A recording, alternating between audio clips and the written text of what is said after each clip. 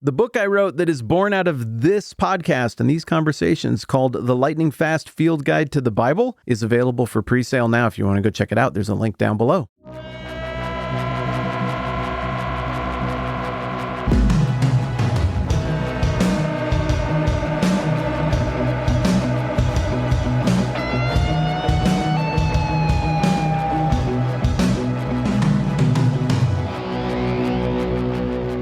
There was a cartoon when I was a kid that aired on Saturday mornings. It was on Fox. Fox back then was a UHF station, so you had to use the second dial on your TV to get Fox to come in. And I loved it because it was an adaptation of my favorite comic book, The Uncanny X-Men. And this cartoon stood out from all the other cartoons because it was so adult. I mean, the themes were heavy. And as a kid, I don't think I understood why I appreciated it, but that show took huge swings with the goofiest, cheeseballest animation and line deliveries. I don't know. It worked for me. In one episode, there's this demon kind of looking character who's actually a good guy named Nightcrawler. He's a German Christian in the tradition of Martin Luther. And he's got a buddy who's this little ball of rage superhero named Wolverine. And in the episode, Nightcrawler talks about forgiveness and the forgiveness of God. And through that, he evangelizes Wolverine, and Wolverine becomes a Christian. In a Saturday morning cartoon in the 90s. Are you kidding me? Well, there's this one other episode there that I think it's pretty early on. It starts out and there's some protesters out in the street and they don't like the superheroes. The superheroes are called mutants. They're holding signs that say things like humans, yes, mutants, no. Get it? That was the protest. And then you cut inside and one of the superheroes is talking with some concerned parents whose kid is turning out to be a superhero. And he's explaining that people fear what they don't understand. And he uses that phrase against a backdrop of people being very upset and not getting what's going on because of fear and lack of understanding, right? And implicit in what that superhero, his name's Cyclops, is saying in that scene, it's that these people outside have got a couple of emotions, a couple of problems going on at once in relation to the powers of the various superheroes. One, they don't get it. It's just foreign to them. It's not their experience. It's not their life. So they don't know what to do with it. And that makes them angry, but also they're afraid because in this case, the thing they don't understand is more powerful and they feel that they could not overcome it. They view the mutants as a threat. So both of these things are true at once. They don't get it. Also, they are threatened by it and fear they cannot overcome it. Likewise, we are working on a concept that has this exact same dual meaning and relationship in John chapter 1. And for those of you who are like, wait, did that seriously just happen? That happened. Yes, that's the example I'm going with, and I think it makes perfect sense. So today, the exercise is going to be that we're going to go dig into the original language to try to figure out whether overcome is the better translation, or understood is the better translation, or maybe to discover that really either would get the job done here. So to do that, we're going to use some resources. Now, look, I know that at this point, some of you are saying, Greek is very intimidating to me. There's literally a saying, it's Greek to me. And I totally get that. Also, you're smart. And if you wanted to have this, you could get to a place where you could sound out the Greek for yourself, like a kid, very quickly. I'm not even kidding. I think a week of taking a half an hour before bed to just memorize the alphabet and learn what sounds the letters make, and then figure out how to deploy that. You could pick up a Greek copy of the New Testament and start sounding stuff out. And yeah, most of it's going to be really foreign, but every now and then you're going to come across a word, because Greek and English are related, where you sound it out and you go, hey, I think I know what that one is. Well, I think that one is angel. Oh, I think that one is probably church. Oh, you'll just start to catch it and you'll start to think, yeah, I wonder if that word is and that word is the equivalent of the, or like an article. It'll just start to pop. You can do this if you want to. If you don't want to, you can get the full meaning of the Bible from these reliable English translations. It's cool. There's my speech. We don't do this a lot, but I never want to give you the impression that if you don't go do the Greek, you're not doing real Bible. Settle down now. Okay, so I'm using a resource that you can use too called blueletterbible.org. It's incredibly accessible and you can understand it even with no Greek whatsoever. So I'm starting here and it breaks down the passage. It's giving it to me in English and in Greek.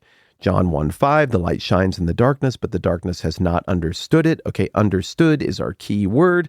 I'm going to click on that word, and here it is in Greek, and I can sound this word out.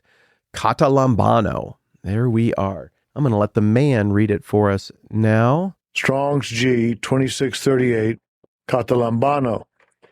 Katalambano. Katalambano. Good enough. All right.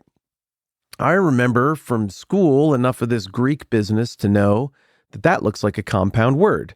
It looks like the first half of the word is kata, according to, after, against, or in.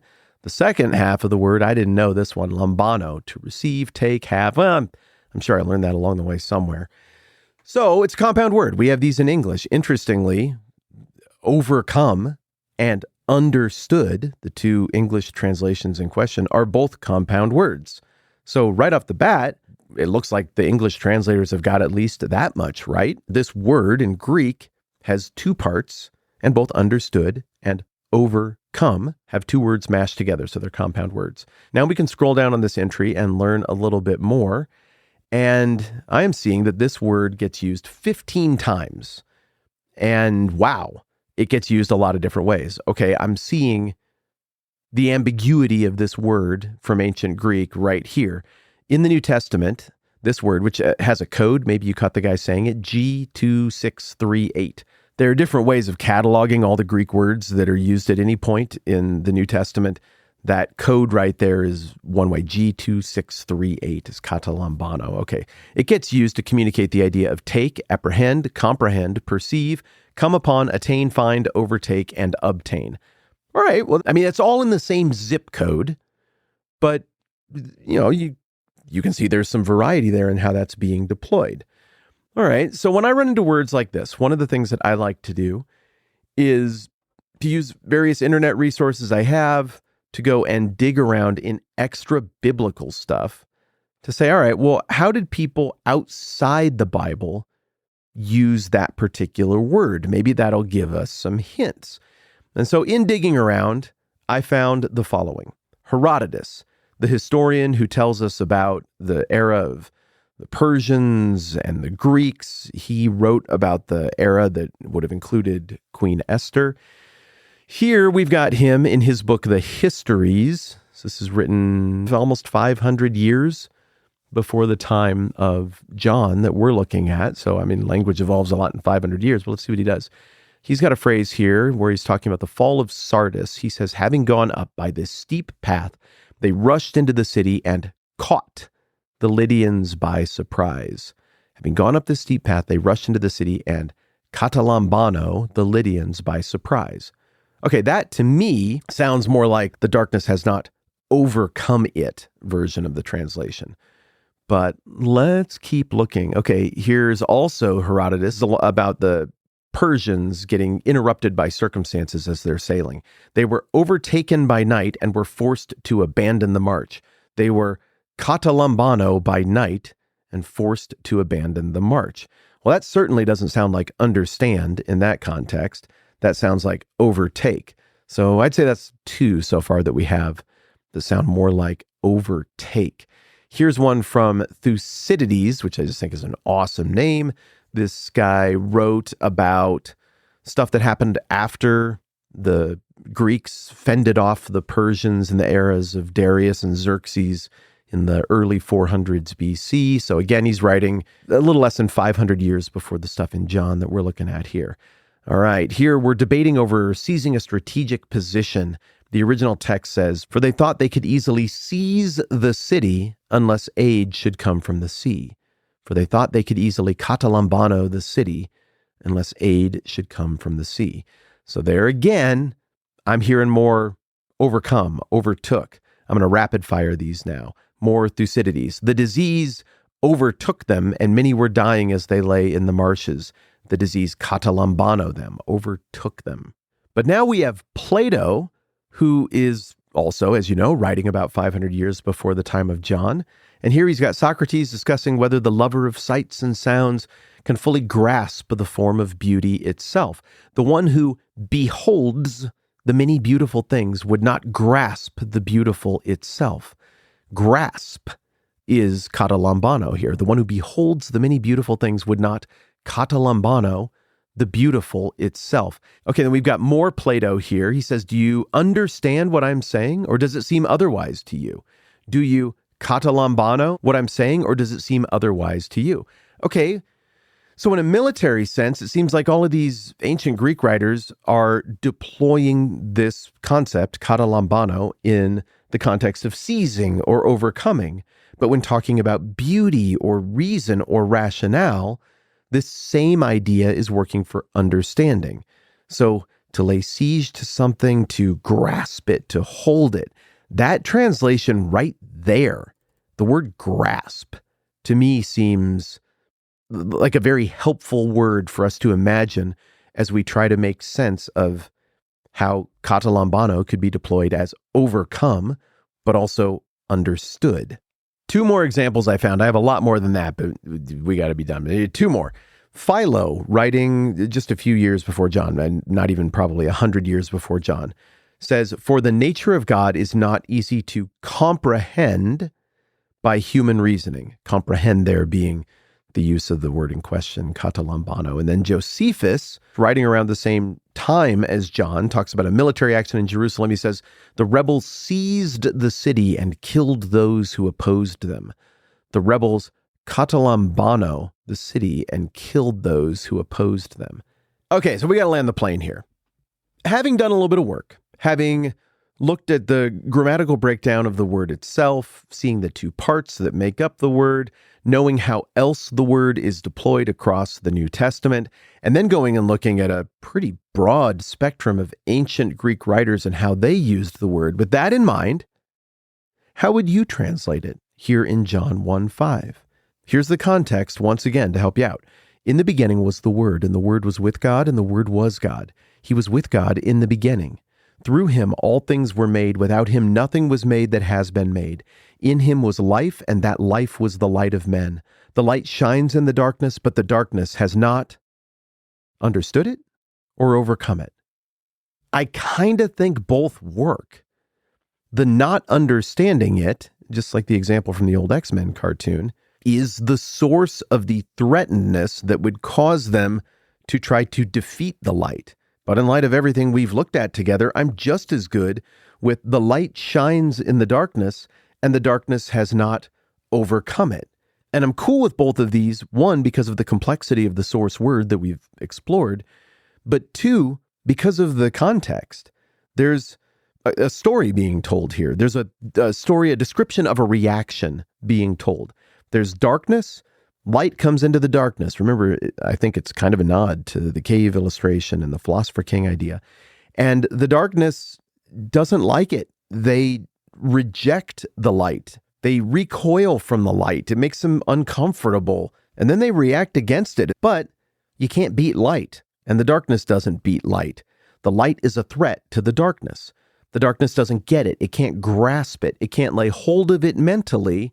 But it also can't lay hold of it physically. It can't lay hands of it. It can't defeat it. It can't thwart it. In a way, the same word, it's almost like a play on words. I don't know that that's necessarily what's going on here, but grasp really gets it done. Like, I don't grasp what you're saying, pal, so I'm going to grasp you by the shoulders and rough you up a little bit because I fear what I don't understand. The two ideas at first may appear to be in conflict. Those are totally different meanings. But when we dig into it a little bit and retrace the steps of the geniuses who did this translation work in the first place, what we find is a lot of reassurance about the quality of the English translation we're working through and the robust beauty of the language that God inspired this in the first place. This is not cheap, childish writing. This is multi-layered, multifaceted stuff.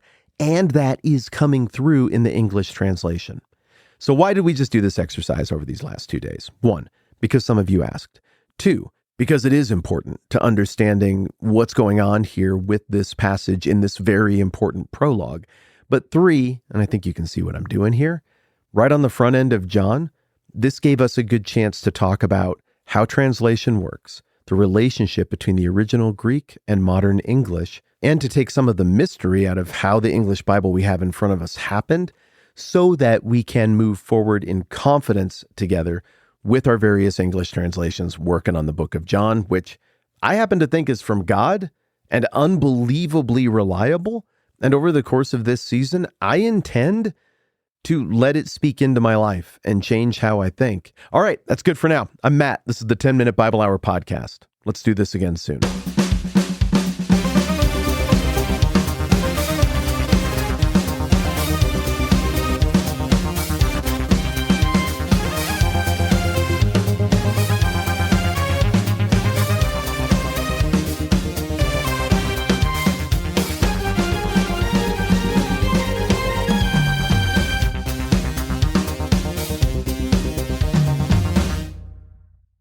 Ratings and reviews really help this podcast, so thank you so much to everyone who's left one.